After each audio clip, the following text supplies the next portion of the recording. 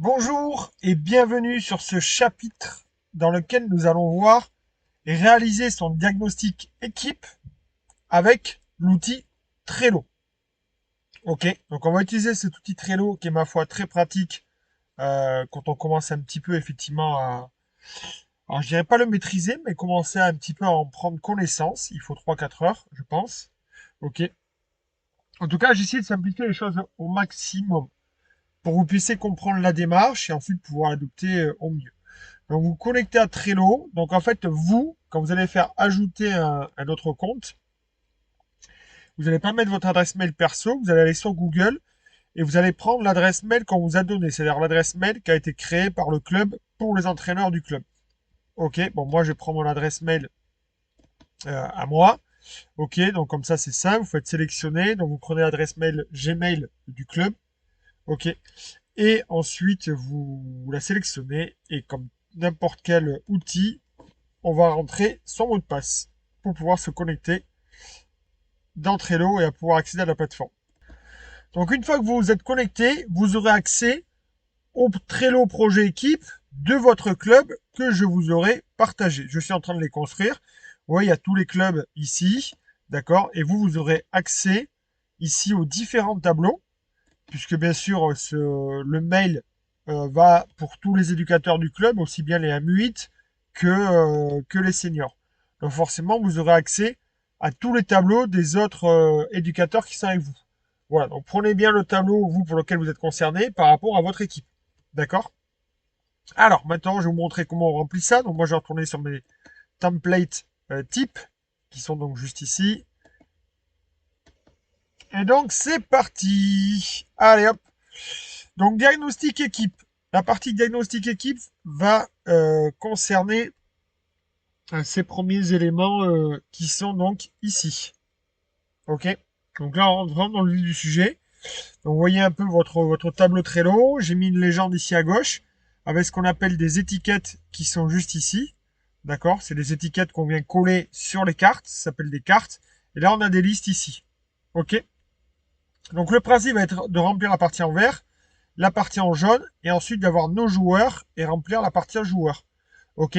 Pour moi, la première partie d'un projet, c'est de faire un diagnostic, c'est savoir quelle mission on a, quels sont nos objectifs, c'est-à-dire vers où on veut aller, d'accord. Quels sont les moyens qu'on me donne à travers les infrastructures, le matériel, le terrain et tout ça. Les séquences de formation que je vais avoir, c'est-à-dire combien de fois je m'entraîne, combien de fois on joue, est-ce qu'on fait des stages, voilà, comment on va organiser entre guillemets notre saison. Et enfin, l'équipe, c'est-à-dire avec qui je vais entraîner et quels sont les rôles des personnes avec qui je vais être au sein du staff, ce qui s'appelle tout simplement staffé. Et enfin, la partie évaluation du joueur. Ok. L'autre partie qui est tout à droite, ça sera dans un deuxième temps où on verra bien sûr la planification. Là, on va se concentrer uniquement là-dessus aujourd'hui, si vous le voulez bien. Alors, vu que c'est les templates, en fait, j'ai mis des points d'interrogation ici dans les cartes. Et en fait, ce qu'il faut faire, c'est juste cliquer dans la carte, ok, qui va s'ouvrir, et vous remplacez et vous amenez votre but. Prendre du plaisir, hop, à s'entraîner et à jouer au rugby. Ça peut être notre but principal, la motivation première pour l'équipe, pour nos joueurs. Et ensuite, vos objectifs, hop, gagner le tournoi de la Coupe Mickey. Ça pourrait être un autre objectif. Ok, bon, bien sûr, c'est une petite blagounette. Ok, ça pourrait être fidéliser 90% des joueurs. Ok, ça pourrait être, hop, euh, faire progresser les joueurs sur la technique de passe. Ok, voilà. Donc ça sera des objectifs qu'on pourra affiner au fur et à mesure. Parce que l'objectif au fur et à mesure, c'est d'avoir des objectifs qui vont être mesurables, spécifiques. Ok. Et peut-être qu'on pourrait dire, ben, 90% des joueurs maîtrisent la passe à droite et la passe à gauche sur 3 mètres. Vous voyez, on peut comme ça se donner des objectifs un peu plus spécifiques. Donc ensuite, vous avez vos infrastructures. J'ai mis petite liste ici dans le matériel, ok, qui pourrait vous donner des idées par rapport au matériel. D'accord? Et après, vous notez. Si jamais vous l'avez, hop, vous pouvez cocher. Moi, c'est le matériel qui me paraît assez indispensable. Tac.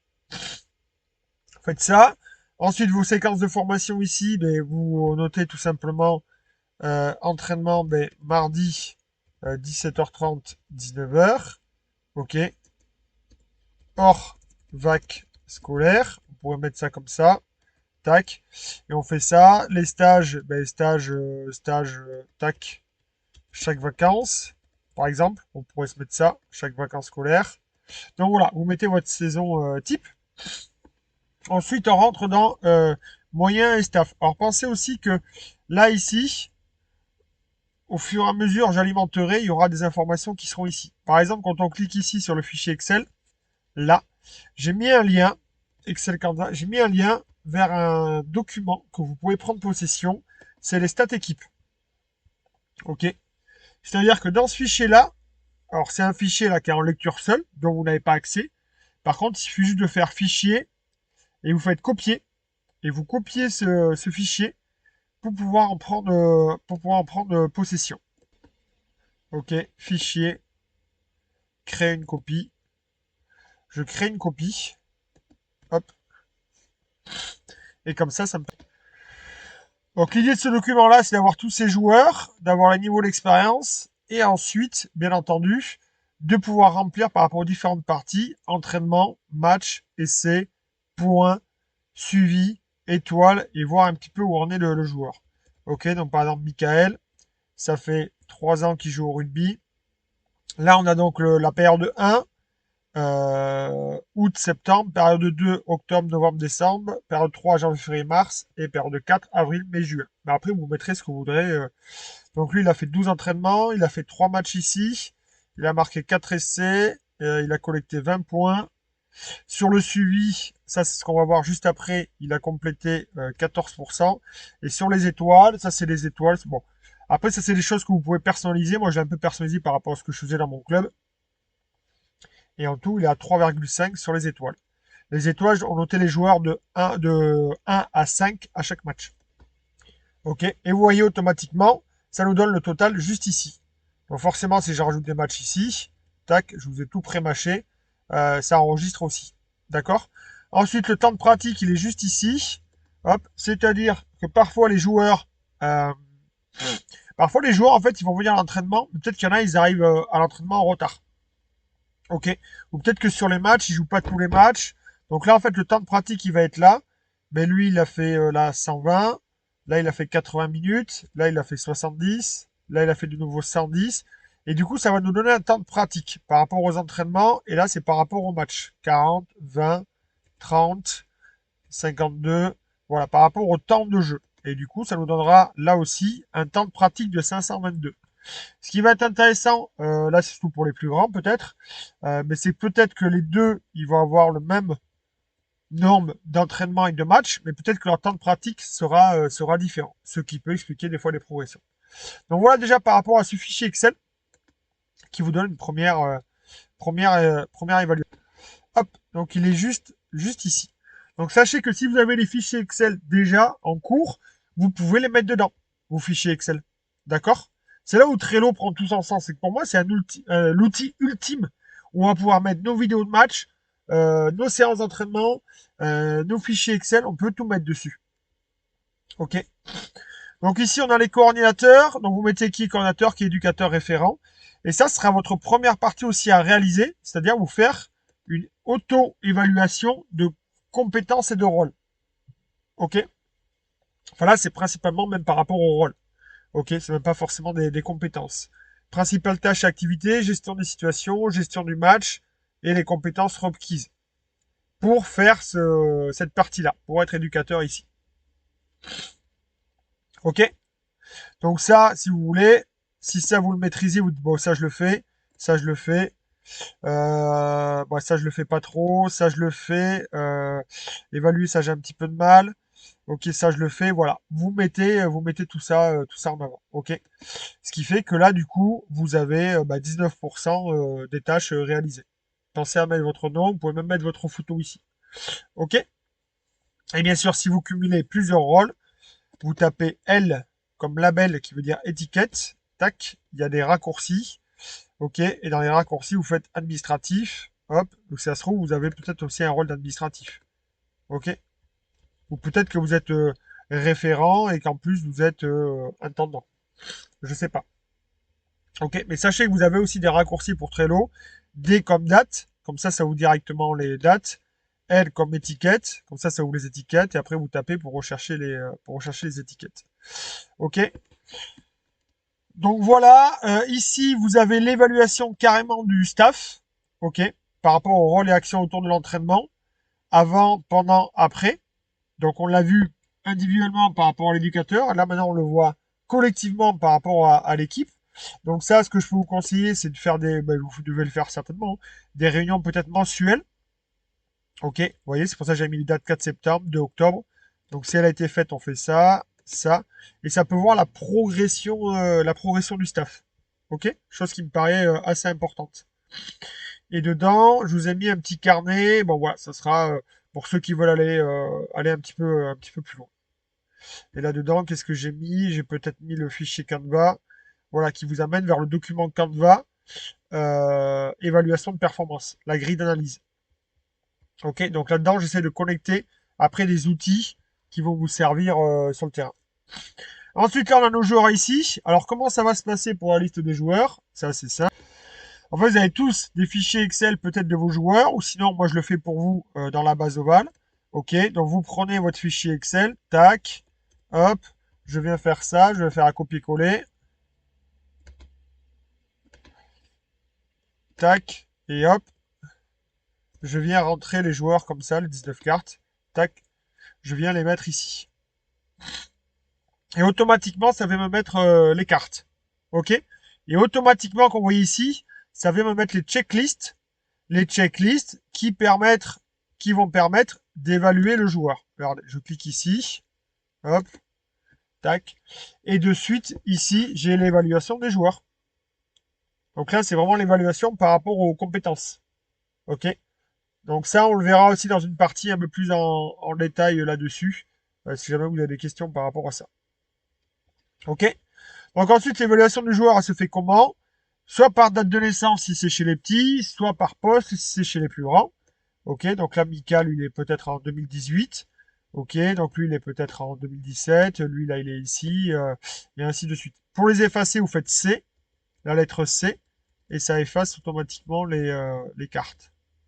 Ok, vous voyez, on efface les cartes. On efface les cartes. Mika Richer, peut-être lui mettre des étiquettes. Peut-être qu'il est passeur. Super. Peut-être que c'est un leader aussi. Très bien. Peut-être qu'il est endurant, il court partout, c'est un décathlonien. Voilà. Et peut-être quoi d'autre? Bon, ça, c'est les étiquettes. Après, si vous savez pas à quoi correspondent les étiquettes, elles sont juste ici. Voilà. Ça sont un petit peu les super pouvoirs. Ok. Peut-être qu'il fait un autre sport. Ok. Mais Mika, il fait de l'athlé. Tac, il court pas mal. Donc, ceci explique celui-là. Et après, qu'est-ce qu'on a d'autre? Le poste, les années. Ok. Donc, plus tard, vous verrez si vous voulez mettre le poste. Tac. Il joue centre. Voilà. Comme ça, en un clin d'œil, vous avez votre liste, vos joueurs, par année ou par poste. Ok, vous avez leurs fiches, vous avez leurs compétences. Ok, donc ça fait une évaluation progressive. Donc on n'est pas obligé de le faire en une fois. Et même, je pense que ça serait compliqué de le faire en une fois. Vous cochez s'il valide des compétences. D'accord. Et comme ça, vous allez voir, ça fait grimper sa cote. Alors, pas de popularité, mais ici, 7%.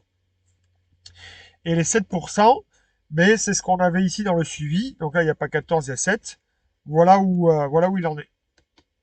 Et comme ça permet de voir la progression au fil des périodes. On retourne sur le projet. Hop là.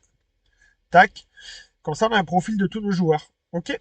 Et après, on verra effectivement comment on va pouvoir planifier vos entraînements ici par rapport aux différentes périodes, aux différents cycles de vacances à vacances. Vous fonctionnez comme ça ou par bloc de match.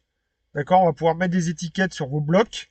Endurance, vitesse, technique, sur les phases statiques. Voilà, pour avoir tout ça, ici, vous avez vos entraînements ici. OK? Et à l'intérieur, je vous ai mis à chaque fois en lien le carnet d'entraînement correspondant à votre catégorie. Voilà, il est juste ici. Comme ça, vous pouvez en prendre possession aussi par ce biais-là.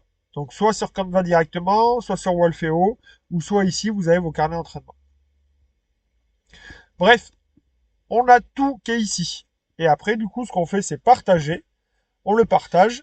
Et comme je vous dis, vous avez une adresse mail club, ok, où du coup, moi, je vous le partage, la Cadou Jacques. On le partage directement dessus. Et moi, je suis dessus aussi. Comme ça, tout le monde est dessus, tout le monde peut faire avancer. Et ce qui est bien, c'est que les responsables DR ou les coordinateurs sportifs du club, ils ont accès à tous vos tableaux et ils savent où vous en êtes. Et comme ça, si vous changez de catégorie, le tableau, il reste. Donc la personne, par exemple, change de catégorie. La personne qui monte de catégorie, du coup, elle a cet héritage-là de ce que vous avez fait l'an dernier. Ça ne veut pas dire qu'elle va tout reprendre. Peut-être qu'il y a des éléments qu'elle va reprendre, peut-être d'autres non. Mais au moins, on aura une base de travail. Et vos joueurs, là, par exemple, les 2017 qui vont monter de catégorie, mais vous ferez déplacer la liste pour l'envoyer directement dans le tableau suivant. Puisque l'idée, c'est qu'après, sur chaque club, on ait les tableaux de chaque équipe, en fait.